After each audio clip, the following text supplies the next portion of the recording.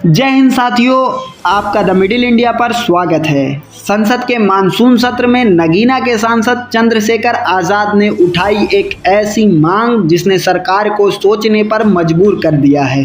क्या अब बदलेगी पिछड़े शहरों की किस्मत? क्या नगीना, मेरठ और सहारनपुर सीधा जुड़ेंगे दिल्ली और मुंबई से? देखिए ये पूरी रिपोर्ट। छोटे शहर, बड़े हुनर, लेकिन रास्ते बंद। द मिडिल इंडिया की सबसे बड़ी हकीकत यही है। कनेक्टिविटी की कमी की वजह से कारोबार दम तोड़ रहे हैं और युवा बेरोजगार हैं। इसी बीच संसद में चंद्रशेखर आज़ाद की गूंज ने एक नई उम्मीद जगाई है। उन्होंने सीधा सवाल किया है, कब तक छोटे शहर विकास से महरूम रहेंगे? सुनिए संसद में चंद्रशेखर आज़ाद का वो हिस्सा जिसमें उन्होंने ट्रेन कनेक्टिविटी को लेकर सरकार को घेरा है। ध्यान हमारी तरफ आकर्षित हो जाए। मंत्री जी, अमृत भारत स्टेशन योजना के अंतर्गत नगीना रेलवे स्टेशन का नवीनीकरण का काम जल्द से जल्द पूरा हो जाए और साथ साथ रेलवे का जो प्लेटफॉर्म नंबर 2 है नगीना में, उसकी लंबाई बढ़ा दो, क्योंकि महिलाओं को पीछे उतरना पड़ता है। ये बात मैंने कई बार कही, इसलिए मैंने कहा कि एक टांग पे खड़ा होकर सुन लीजिए कम से कम, मगर ध्यान तो आकर्षण कीजिए।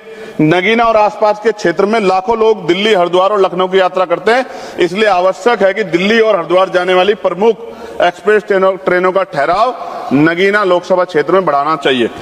नजीबाबाद नगीना धामपुर रेल मार्ग पश्चिम उत्तर प्रदेश के लिए बहुत महत्वपूर्ण है। मैं मंत्री जी से मांग करूंगा कि इस रेल सेक्शन को, इंफ्रास्ट्रक्चर को मजबूत किया जाना चाहिए। नगीना क्षेत्र के लोगों की सुविधा के लिए दिल्ली और लखनऊ के लिए नई इंटरसिटी ट्रेन चलाई जाए, इससे क्षेत्र के छात्रों और व्यापारियों को बड़ा लाभ मिलेगा। धामपुर नगीना से दिल्ली के लिए सीधी ट्रेन चलाई जाए, नजीबाबाद से नगीना और धामपुर होते मुंबई के लिए ट्रेन चलाए। मेरी बहुत पुरानी मांग हो गई है लंबे समय से कि ये मांग पूरी हो जाए। ये सिर्फ एक ट्रेन की मांग नहीं है दोस्तों, ये मांग है अर्ध सरकारी शहरों में रोजगार की। ये मांग है लोकल बिजनेसेस को ग्लोबल मार्केट से जोड़ने की। अगर ये ट्रेन्स चलती हैं तो मिडिल इंडिया का हुनर सीधे मुंबई और दिल्ली की मंडियों में बिकेगा। इससे न सिर्फ किसान बल्कि हर छोटा दुकानदार मजबूत होगा।